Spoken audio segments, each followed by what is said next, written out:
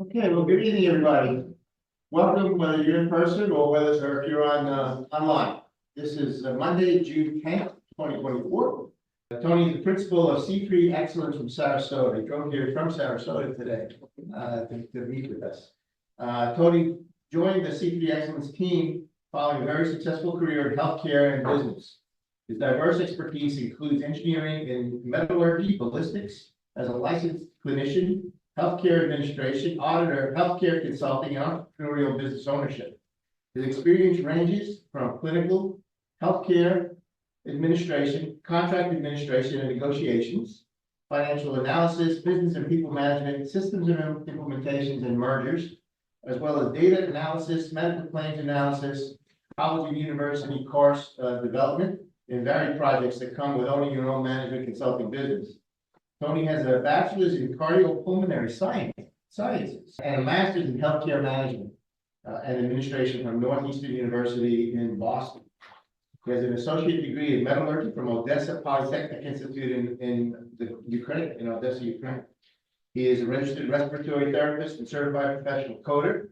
And if that's not enough to keep him busy, Tony is an accomplished classical pianist. As I say, he's from Sarasota, and he lives with his wife of over 20 years and 3 daughters. His presentation tonight, as you know, is Voice of the Customer and Improvement Project. So join me, please, in welcoming Tony. Okay. Yeah, speaking of what was just said, I actually forgot what is in there. I worked at one point for United Healthcare, and we had to do an anonymous telling people they would have to guess who it is, tell them a little bit about themselves, and they would have to guess who it is. So when they found out all the different things that I've done in my life, they came up with a little thing saying that first there will be a shooting, I can investigate the shooting, and if somebody actually got killed, I can play it. But a little bit more of it about mine. We're going to be talking about the voice of the customer. Voice of the customer is near and dear to my heart. I've been doing this for about 15 years now. It evolved from healthcare. Now it's pretty much industry agnostic. I joined the team at C3 Excellence, and C3 stands for Customer-Centered Culture. The company used to be called something very different, IMT, International Management Technologies, but the customers actually renamed it into C3. So we went with the customers, with the voice of the customer and what it is. I speak on multiple topics and utilize multiple ways of doing things in my consulting work, but voice of a customer is the underlying everything that we do, because if I'm doing strategic planning for the company, if I am doing project management, it's all from the point of view of the customer. The bigger question is, who is the customer? What kind of customer are we talking about? What role do they play with the products we are looking for? So that's what we're going to be talking about today. All the examples that you're going to hear today are from the government. And the reason why is, as I said to people here in person, because it's an open source. I don't have NDAs on this. I can talk openly about it. You can go on their respective websites and check it out for yourselves.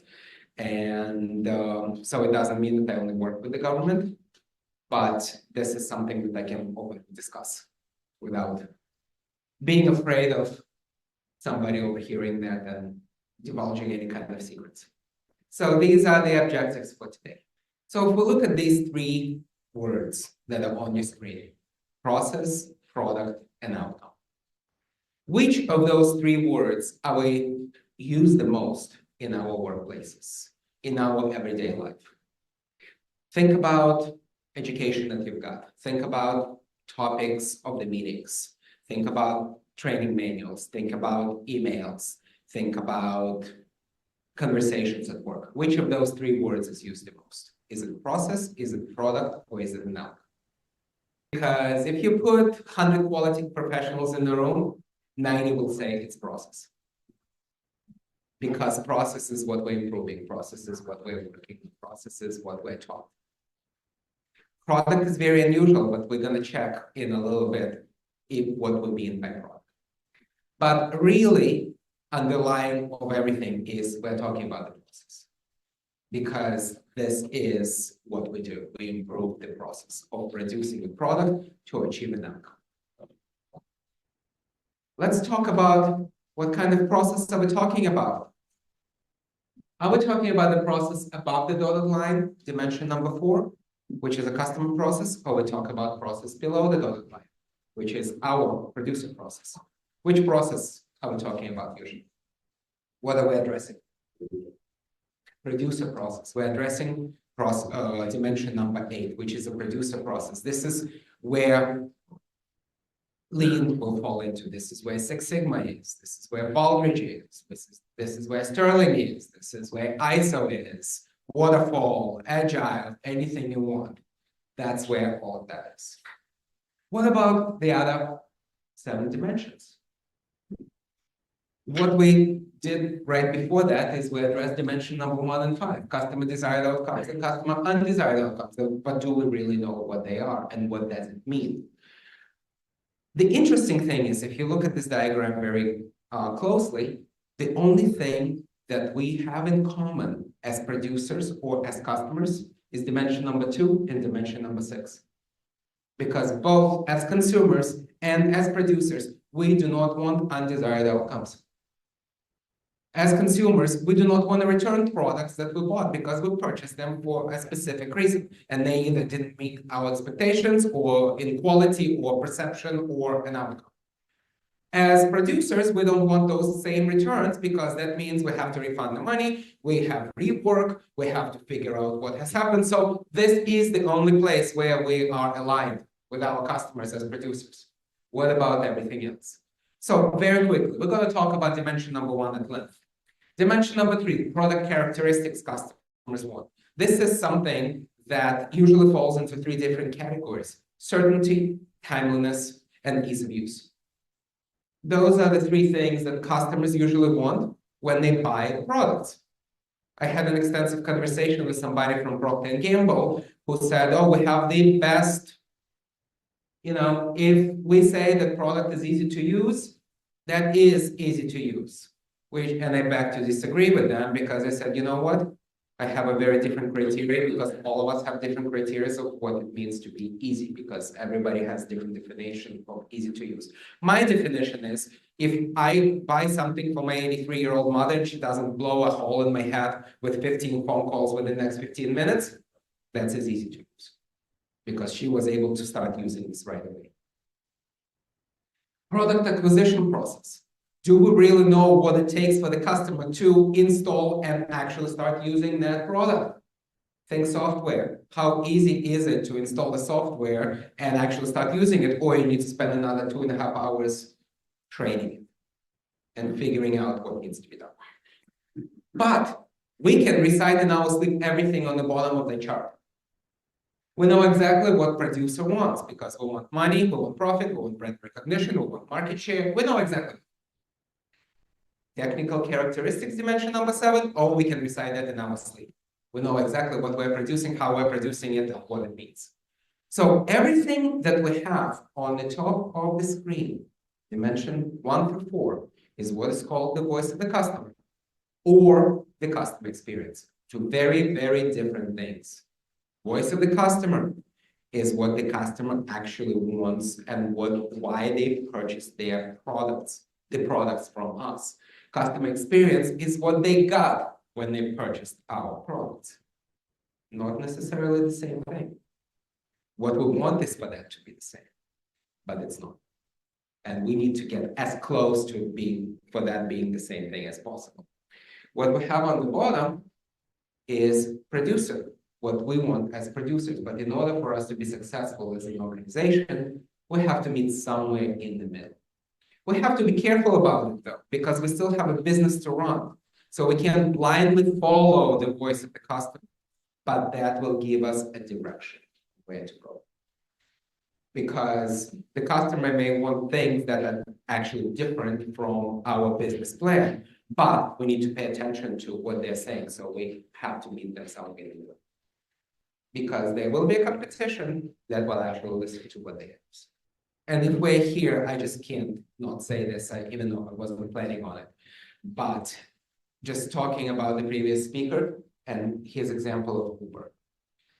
We're not talking about innovation in this particular presentation, but innovation comes from a pissed off customers with needs.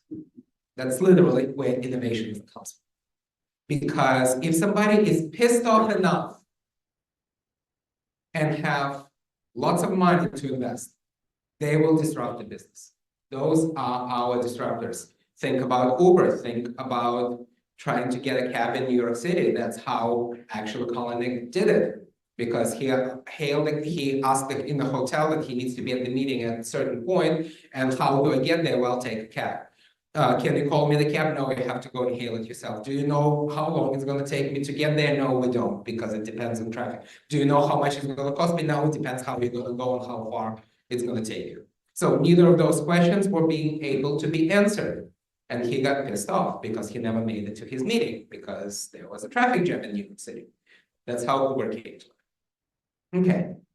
So we're not really talking about transformation strategy here because that's not our topic. But the reason why I have this slide is because we're going to be hitting the ones in the yellow.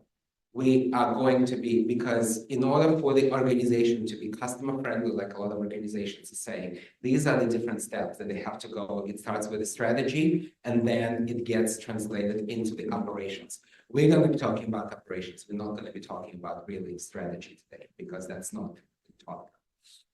So, one of the most important tools that we have in Voice of the Customer, every single one of us possesses that tool. It's the language. Language is the most important thing that we can do. Language has to be unambiguous. Customers have to understand everything that we say. Everything, all of our language has to be completely understandable to everybody. No acronyms, no shortcuts, no nothing. Just even acronyms within the same industry wouldn't work. For example, as my background, I'm a respiratory therapist. ED in respiratory therapy means emergency department. You get paged to the ED, you go to emergency department. My wife happens to be a neurologist. ED in neurology has a very different meaning. So it depends on the context. Be very careful with acronyms. There will be examples here where language matters. Language has to be clear, concise, precise, understandable. So we can clearly communicate our values as a company. So we can clearly state what the measures are, how we're going to measure what we say we value. Who has the power? We need to identify who has the power. Is it the consumer or is it the producer? If it's consumer or the customer, what kind of customer? We're going to talk about this. Assumptions, extremely, extremely important. Assumptions can make or break your company. Think about Boeing. Think about those crashes that happened several years ago. If you read the NTSB report, number 2 reason why those planes fell is because of incorrect assumptions. The training for the pilots around the world is the same, and it happened to be not the same. Modeling. We're not talking financial modeling. We're not talking about predictive modeling. We're talking about modeling the right behavior. If the company says they want to be customer focused, it's got to start from the top, trickling down. It will not go from bottom up, because people who want change on the bottom will just, they'll just get tired of it and move on. Because you will, a lot of times you'll go into organizations and you'll hear, we've been trying to do this for 20 years, nobody listens, who cares? That's what will happen. Unless somebody at the top is interested in changing, nothing will happen. So, with that, language is important. Let's define things. What is customer desired outcomes? Customer desired outcomes is the reason why customers came and bought our products, why customers came to us. So, when we are the customers of an enterprise, we have 20/20 vision. We know exactly what we want, how we want it, and where we want it. When we go on the other side of that line, it gets blurry when we are the producers. Let's examine the evidence.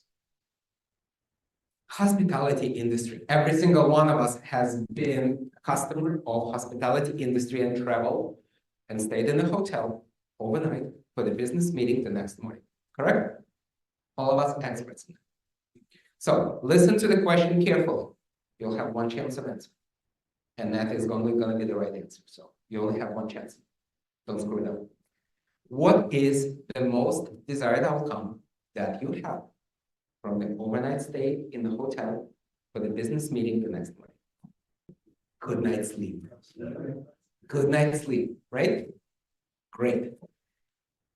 Is that, everybody thinks that? Okay.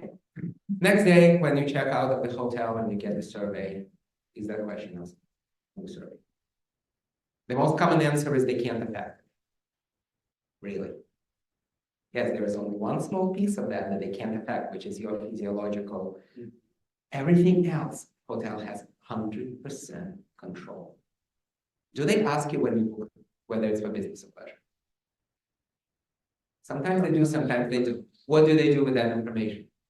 Mystery to me. If I am in Las Vegas checking in because I'm presenting tomorrow at a large conference in front of 500 people, I want that night to be calm and quiet.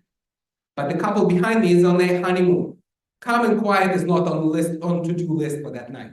Okay? Can I go into that wing of the hotel and they can go into that wing of the hotel? Does hotel have control over that? Absolutely. Does hotel has control over how much light gets in the room from the outside? Absolutely.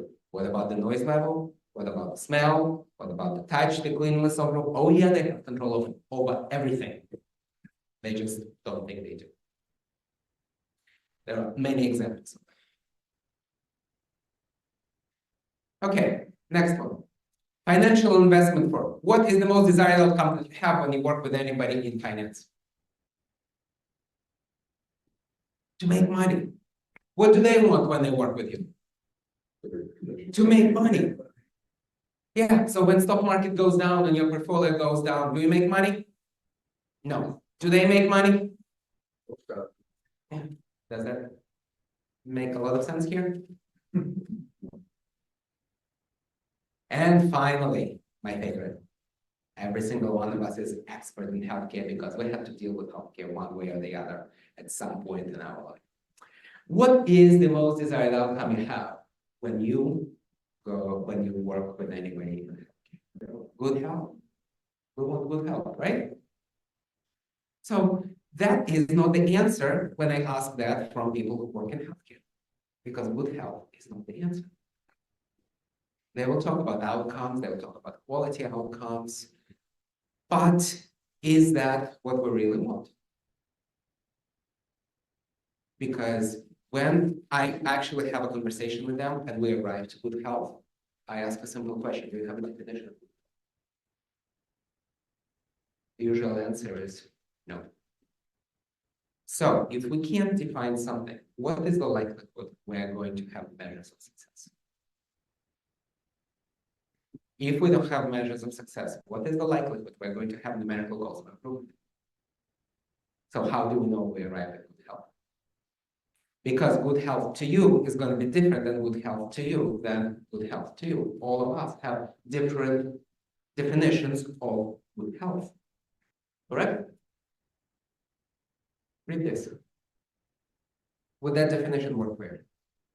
Yeah. Yeah. Written by World Health Organization in 1948. That was the first order of business that they did when they were actually organized. They defined good health. US, unfortunately, is one of the few countries that has not adopted this as the cornerstone of their health. When I was in Canada with my aunt, when she was going through the cancer treatment and we were at the cancer hospital, a version of this, not this verbatim, but version of this was on when you entered the hospital, in the check-in, that was on the wall. Adapted to Canada. Now, if you think about our healthcare, and this, I don't believe it has a sound. No. What I really wanted to convey is when we talk about healthcare, all our healthcare thinks about us is to keep us staying alive. And there would have been a song, Staying Alive, behind here. Because that's what you get when you work with anybody in healthcare. But let's examine, staying alive means good health. Because you can be checking out of the hospital. You're alive, but you have tubes coming out of everywhere. You're alive. Are you in good health? No, you're not. Let's reverse the situation. What is the most undesired outcome that we have that we want to avoid when we work with anybody. All right, that. Do we have a definition of that? Yes, we do. Flat line here, flat line here, you know, we actually have special equipment to measure it. And we actually have numerical goals for improvement to reduce certain number of deaths and certain diseases, correct? Did we just replace desired outcome with undesired? Think about it. If there are three things that they wanted to take away from today, this is thing number one. Absence of undesired outcomes does not constitute achievement of desired outcomes. Think about quality work that everybody does. What are we doing as quality professionals? We're looking for undesired outcomes and we're eliminating undesired outcomes. But we're not necessarily concentrating on what do our customers actually do. We're not concentrating on achieving of desired outcomes. But I bet that if we would to try to do this, and you will see it in the examples, if we will try to concentrate on achieving the desired outcomes, we'll automatically eliminate it. It's a byproduct that goes away. Building on that, let's talk about customer satisfaction. How many of you guys have a customer satisfaction policy at your workplace? 2. That's actually a good number because it's usually more than average. Okay. So here's an example of customer satisfaction policy of a major retailer. And you all know who that retailer is. What is it? Walmart. So is it a customer satisfaction policy or is it a customer dissatisfaction policy? Think about it. A lot of times when what we call customer satisfaction, we're actually trying to eliminate undesired outcomes with complete disregard of what we as customers really want. Here's an example of my company's customer satisfaction policy. It's on our website. You can plagiarize it as much as you want, take it away and just make it your own. All employees and parties will. It will take some doing, but it's doable. Now, that one is problematic. Our first intention is, God damn, why don't they want? And I'll try to stay with it. Been there, done that. Usually that's where it starts, but then you start thinking about it. And yeah, customers say nothing too. You know, it's like calling IT people. Anybody in IT here? But you know, when you call help desk and you say, my computer doesn't work. Did you plug it in? That's one of those. Assume that they plugged it in and assume that they tried the best because when they called you, they already tried something. So just try. And finally, so you're welcome to take it away. It's prominent on the website. Just do whatever you want with it. Okay, so now we have 4 key questions. How can we excel as an organization if we want to be customer-centered? In order for us to excel, we need to know what do customers want. But in order for us to know what they want, we need to know who they are. And in order for us to know who they are, we need to know what product their customers for, because it goes back to what the previous speaker was talking.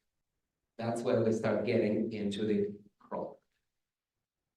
So product is the main connector, and that is the word that you guys picked. And it's one of the most important words in that equation, because product is the connector between the process and an outcome, because we are creating the process to produce a product to create an outcome. Product is what our customers came to buy. Or not necessarily came, maybe they have no choice because they use something that we have produced in order for them to produce their product so they can move on in the vertical chain. So there is a definition of a product. My definition of a product has to meet all of these characteristics. It has to be a noun. It has to be able to be made plural with an S. It has to be packaged in countable units. It's very specific to the producer and needs to be used to achieve an outcome. So if those 5 things have been achieved, That is called. The major difference is that we think of a product as something tangible. This is a product. But everything that we do at work is we create products. We not necessarily create widgets, we create knowledge. All of us create knowledge products. And that's what we get paid for. And we think of our work as flow of activity. We do things at work. But when we analyze, we produce reports. When we teach, we produce syllabuses, we produce courses, we produce course descriptions. When we fix something, we produce repairs. So we produce products. So that is the second thing that they want you to think about. For one day, when you go back to work, think about products that you are producing. And by the way, what is the number one product that every single one in this room is producing in unlimited quantities, without any instructions, without knowing what the cost of that product is, and has the biggest dissatisfaction? What is that product? Emails. And if somebody is into lean in your workplace, look into that, because nobody knows what is the cost of an email and how much money and time is wasted and spent on the email, and what is good email. What does it mean to write a good email? Relationships, is it a product? Not really, I can't give it to somebody. Information, is it a product? Could be, but it's too broad, so it needs to be what kind of information? It has to be in countable units. It has to be narrowed down. Staff, definitely not. Auditing, activity. Results, and outcome. Managing, again, activity. Data, same as information, got to be specific. Planning, activity. Okay, now for each product, we have customers. Customers may play a different role. If you think about product at work, so your customers most likely will be people who use what you produce. So for example, if you produce the quality report, a line engineer will be your customer. If you produce the budget report, all the department managers will be your direct customers. But customers may play different roles with the product, and same people may play different roles with different products in the same capacity. For example, our customers. Is there one that sticks out to you here? I'm doing a lot of work with one of the counties in Iowa, and we started there because they got very offended when they said, well, they called their customers taxpayers. We said, no, I beg to differ, they are prisoners. Because they have no repercussions as to how much they pay, because they have to do what you tell them to do. You tell them to pay $5,000 in their property taxes, and God forbid they don't, because there are all sorts of things that you can do to make their life miserable if they don't pay it. So as far as I'm concerned, they are prisoners. How do we change them from being your prisoners to being your fans? What do we need to do to go from prisoner to fan? Being a fan. And that's what we actually did. That's going to be one of the examples. What would you say about like an auditor or a regulator? Well, again, Repeat the question. yeah, the like, what will you say about the auditor or the regulator? Or regulator regarding their customer. Well, they a lot of times they will be especially in healthcare or in government, in highly regulated industries, they will be one of the customers for the product. So you have to work within those constraints. So for example, when we work with somebody in healthcare and they have to go by the Medicare regulations, there are still ways that you can satisfy the audited regulator, but also other customers based on their policies. Yeah, my point was only that the auditors or regulators usually represent a constituency, you know, and so they may not be the direct consumer like the public Yes. or the patient. Mhm. but they may represent the government or other Yes. actions Correct. as an intermediary, which makes it complicated because then they're not perfect. So they don't perfectly represent their constituents. They represent themselves and their others, and they have their own ball of goodies that they want. Yes, and what do you actually call them is where we're getting them. Where they're gonna be the next type of customer that we're gonna be talking. The first type we're gonna talk about is end users, but what you're talking about, we're gonna be talking, it's the next type of customer. So for each product, we have 3 different types of customers. Number 1 is the end user. End users are the ones that ultimately use the products that we have produced. They are the direct users of the product. And there are some examples of various customers where they blindly, completely misjudged who the actual end users are. So in the milkshake example, they were all end users, but in order for you to understand what you want to do with your product, you need to segment those end users by various categories. So one of the segmentations that they missed is that it was the morning customers versus the afternoon customers. But if you misrepresent end users, you can lose the company. And that was one of the examples. I didn't plan to do it, but I will do it. We're going to talk about Motorola. Motorola being king of a hill, being knocked down by a company called Nokia, because Motorola misjudged who the customers are. One of the reasons why, well, except for analog versus digital, what actually happened is the engineers in Motorola were mostly men. To men, the main product that Motorola was producing, which is the phone, was a device to talk. It was a device. So they followed Henry Ford formula. You can have any color device you want as long as it's black.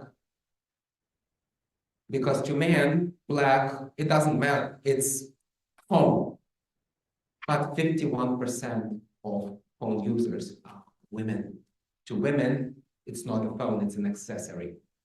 It has to go with a belt that you're wearing or with the purse you're carrying or whatever. Nokia introduced color. So all of a sudden, women didn't care whether it's analog or digital. They don't get into this. They saw color. They went for color.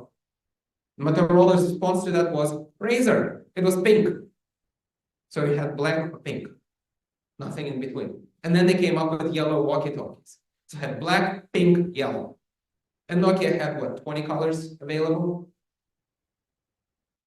They misjudged who the end user is because when Motorola was asked, who are you talking to? Well, we're talking to our customers. Who are the customers of Motorola?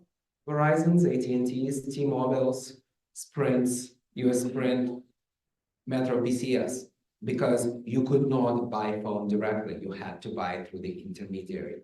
Same as the car. You can't buy the car directly unless you're buying Tesla.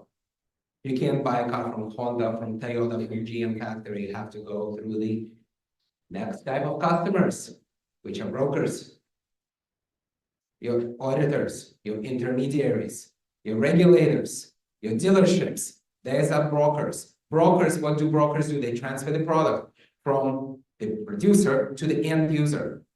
They may transfer the product on their own behalf, on the behalf of the end user, on behalf of the producer. They make money on that. Brokers have financial stake in the transaction. So gotta be careful when you talk to brokers. Motorola talk to brokers, see what they got into. And finally, fixers. Fixers are the ones that have to change, fix, or augment the product during its life cycle on behalf of the end user. Those are the people that know in excruciating detail what is wrong with the product and how to fix it. But nobody's talking to them. Why? Usually those are people that call customer service. On that end of that 1-800 who cares line, you dial, and they tell you how to fix it, what to do with it. They are extremely helpful. And they put all of this information into a CRM system, customer relationship management system. All of you have those systems at work. Have you guys tried to extract any data out of it? And how successful were you when doing that? It's next to impossible to do. Anybody can file things, but it takes a genius to retrieve. So those systems, 99% of the time, well, 90% of the time are completely useless. But they have a trove of information, you just don't know how to get that information out. The reason why we talk about this is if we will very quickly play a game, we're not gonna actually do it because we don't have the paper in front of us, but if you think in your mind, what is a prescription? Just have a mental picture of prescription. There are three possible answers to that. And if we would do it, most likely people at the table will have at least two different answers. Because these are the answers. It could be a pad of paper, could be a bottle of pills, or could be glasses. Because all of those three are commonly called prescription. The correct answer is the pad of paper. Because that is actually what's called prescriptions. Prescription. What is the significance? Here is the significance. Who is the producer of that prescription? Physician. Correct. Who is the end user? No. Pharmacist. Patient and the nurse are the brokers because they transfer the prescription. Either the doctor handed you a prescription and you as a patient went to the pharmacy to get it, or the nurse electronically put it into the system, or doctor put it into the system and sent it directly to the pharmacy. Now, if the bottle of pills are prescription, who is the producer? Pharmaceutical company. Who is the end user? Patient. And then you get the cast of characters for the brokers. You got the doctor who wrote the prescription. You got the pharmacist who filled the prescription. You got the sales dude who told the doctor what to write so to maximize the profit. And then you got the friendly HMO that will decide whether they're going to cover that prescription or not. What do all of them do to the unit cost of the prescription? Correct. So what you want to do is you want to try to avoid as many brokers as possible and eliminate them in from your process. You can't eliminate them completely, but when you talk to them, understand that you're talking to brokers, not the end users. Because we can't meaningfully talk about who the customers are until we know what product their customers. That is the thing number two that they wanted to do. So we are going to this age-old question, what is the customer satisfaction? Well, customer satisfaction consists of mostly of two components, performance and perception. Performance, we know exactly what it is. We can calculate it, we know what to do. Perception is this gray amorphous, it's feeling. How do we understand what the feeling is? So that is what we're going to concentrate on right now. If we tell our customers that we're gonna do 100% satisfaction, we guarantee you 100% satisfaction, but you got to choose one, either perception or performance. But we guarantee you that you're gonna have 100% satisfaction. What do customers value the most? What would they value? Performance is not considered in their perception. That's correct. It's their perception of performance and other things, maybe outside of the product. That is absolutely correct. But there is a very good distinction that you will see in a second. Just read that.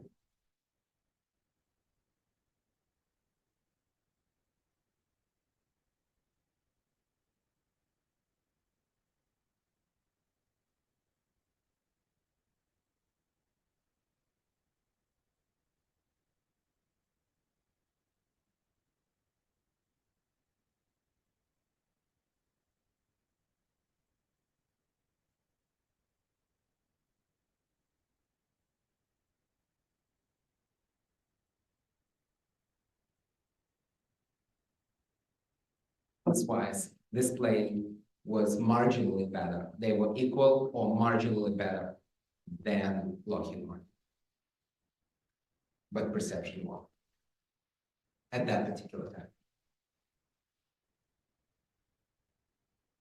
I'm going to give you an example, and till the end of the presentation, as we go through, I'll give you pieces of the example with what the voice of the customer can actually do if done correctly with the organization. This is a state agency, Minnesota Department of Transportation. And the state of Minnesota, the governor issued a proclamation, and it was 20 2018 or 2017, somewhere around there, that they need to increase the number of contracts for disadvantaged small business. And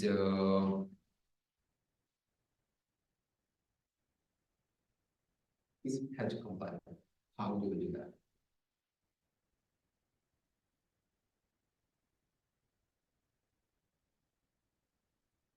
Bring more small business into their fold because most of the state contracts were going into these large conglomerates. The reason why they wanted more small businesses so they could understand what small businesses are, what do they actually need in order to do business with the state. So if we look at these three things, which is same question, we guarantee as to our customers 100% satisfaction, but you have to choose one: performance, perception, and outcome. What will customers value most? It's for product because they want to achieve it. So outcome is number one, perception, and then performance. And unfortunately, what we measure is total loss. So how do we do this? We have a certain, and by the way, this is in your handout, so all of that is going to be in the handout. How do we do this? We do a series of focus groups, and there is a special way of doing those focus groups where it's highly choreographed. It's about 60 minutes long, and we segment the customers. So only one type of customer is sitting at the table. There are certain rules that they have to go by. And then when they give answers, there are 5 questions that are asked. Only 5 questions. Some of those questions are written in there. And then the customers have to rank their answers, not just what they said, but also what everybody else in the room said, what is the most important to them. And then there is a certain way of how they do that. And this is one of the examples. So a satisfying product is the one which, and then there are different words that can be substituted in there. Depending on the word, we will get different features or attributes or outcomes for a particular product we're talking about. So for example, this is what we call the word formulas. Word formulas are as precise as mathematical formulas if you use them the same way. 2 times 2 is always 4. It's not 5, it's not 3. Same here. If you use the formula verbatim, it will answer the question. So for example, a satisfying product, the one that is, will actually give you a function. A satisfying product that has will answer a feature of the product. And satisfying product that results in will tell you what the outcome that people want. Here is an example.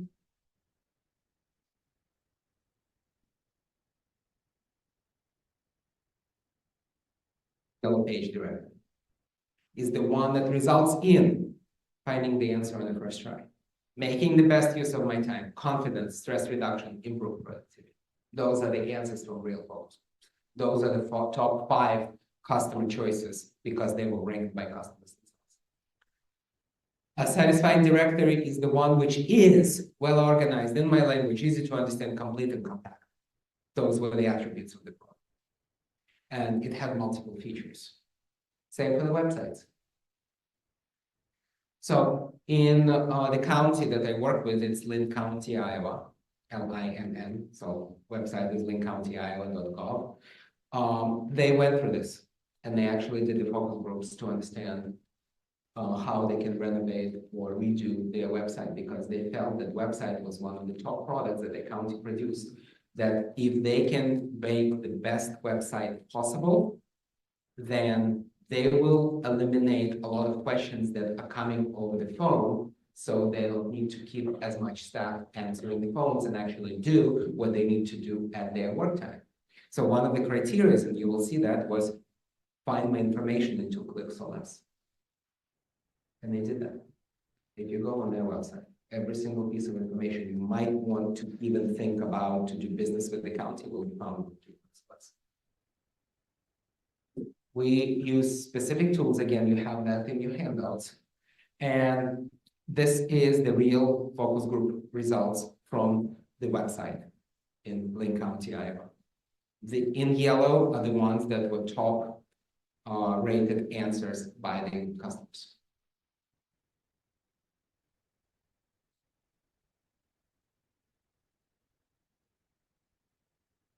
Went through the exercise and we created measures. This is how you do that. Again, you have that in the handout.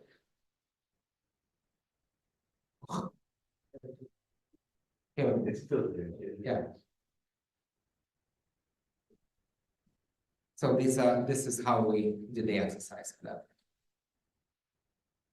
This is the tool that we used. These are the measures that customers came up with. As you see, number of seconds to find the answer, number of clicks to find the answer, number of questions received from the customers trying to find the answers, and we have the goals for each of those measures. What is the goal that we're trying to achieve?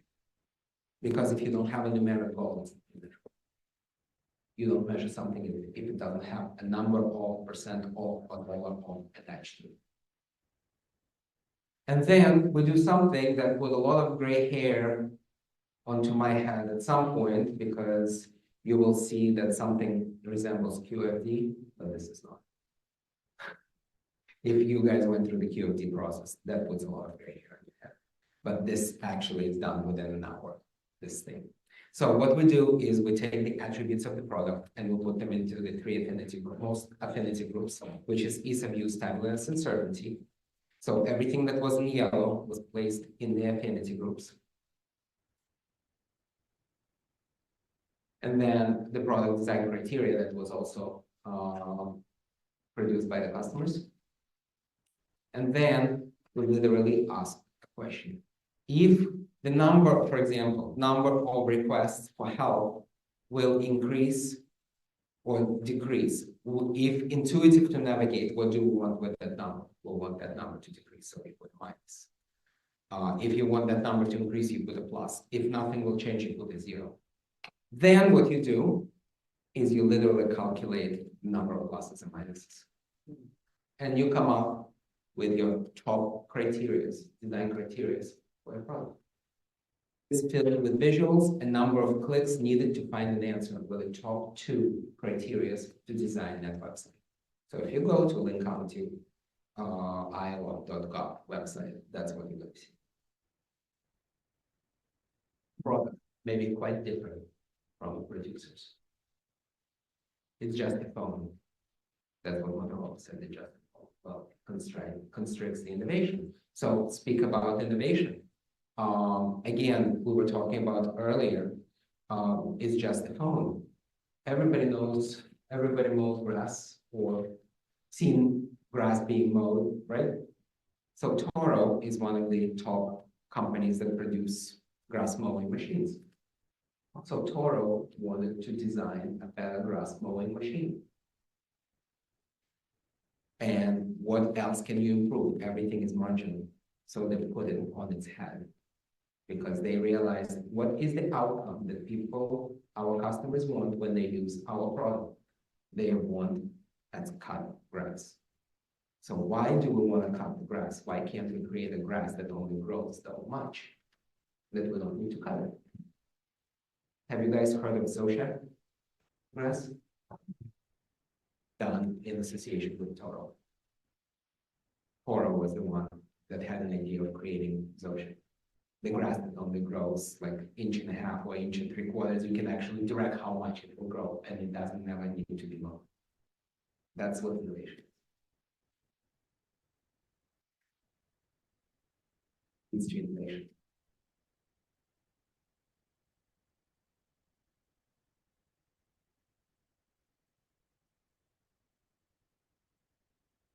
Bring on unknown expectations that may be unstated. Luxury once experienced becomes necessity. Think about cell phones. Back in early 2000s, how many of us had cell phones? Maybe one per family. Do you know anybody who doesn't have a cell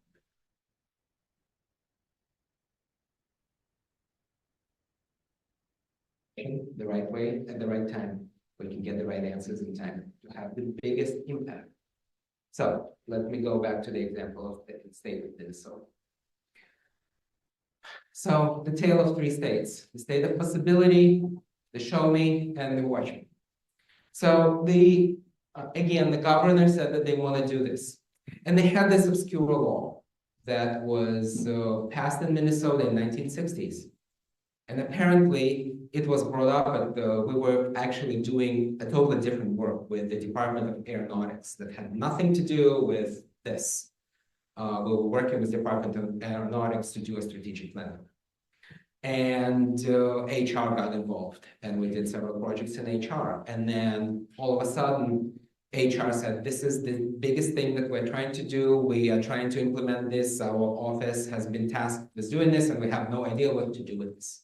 It's absolutely impossible. How can we do this? Blah, blah, blah.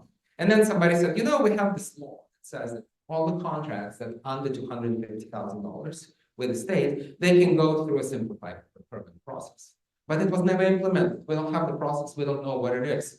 We have the law, but nobody knew where the law is, what the statute is, what it is. So we went on a goose hunt, a wild goose chase. We actually found the law, read the actual statute. You can drive a truck through that thing. So it was pretty much like wide open, do whatever. So they did a project. Office of OMB, Office of Management and Budget said, oh no, nothing can be done about it. We need a new legislation. Because it was 1960s, never implemented. We need new legislation. We can't move with it. We can't do it. So when somebody says we can't do it, usually our company says, hey, watch me. So we did it. We actually went, we collected the data. We did a lot of focus groups. Some of the stuff that was heard by the state was very unpleasant because they actually spoke with small businesses. They actually invited them. They actually talked to them, and we asked those questions. And some of those answers, they were sitting in the room like, but we are doing this and this, and people just didn't care because of the way the focus groups are run. They were not allowed to talk. They were not allowed to intervene. They just had to listen because if they would say one word, they'll be out the door. So they had no choice. They've heard a lot of things about themselves. They weren't pleased with that, but that's all. And they created a task force to actually collect the data. We collected the data needed. We actually went to some of the legislators. They put the legislation up, passed both House and Senate in the first reading. Everything was implemented. These are the results. It was all done within a 9-month period, which is unheard of in the state budget, in the state legislation, unheard of. Oops. Simplified, because apparently to get a $40,000 contract to mow the grass on the side of the highway required the same process as to build a new bridge through Mississippi, over Mississippi. So contractors had to go through the exact same procurement process to do that. Value of the projects is huge difference. So small businesses just couldn't afford to do business with the state because it required almost 9-month procurement process and a surety bond of multi-million or billion-dollar surety bond that small businesses can't afford to do. So the impact of that project was they created a new process. They decreased the cycle time of new process by almost 90%. They went from 195 days of the regular contract administration down to 6 days. It cost by an average of 33%. What we did is we costed the contract because they never calculate how much does it cost to actually administer a contract. What is the internal cost of actually producing a contract? So when you're producing a $20,000 contract and it costs you $35,000 to produce, I'm really spending money wisely. So on average, $18,000 per contract was cut from the process. Now that $18,000 went back into the budget.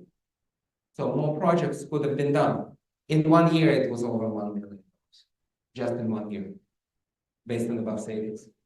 And They went from 12 to 127 contracts in 1 year, just in the category that they were talking about in disadvantaged businesses, which is women's owned, minority owned, veterans owned, Native Americans owned businesses.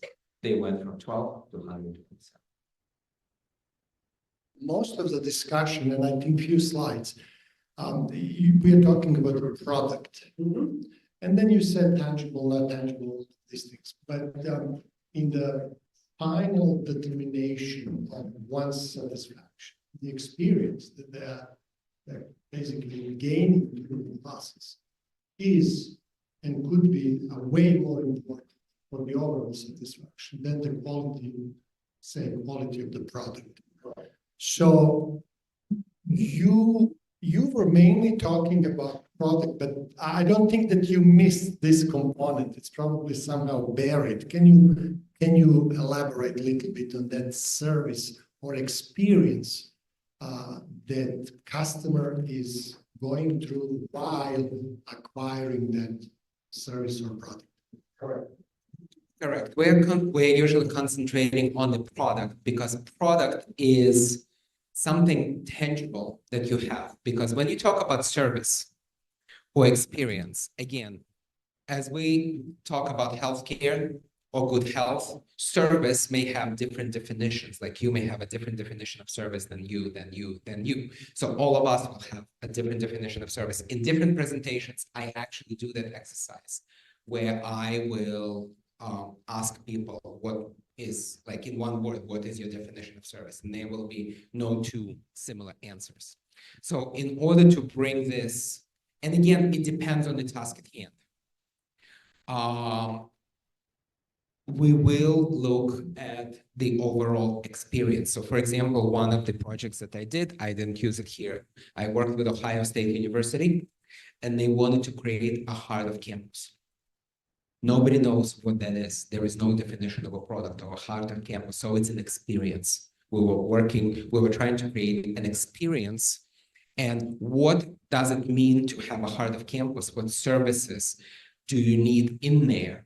And what is the square footage needed for those services?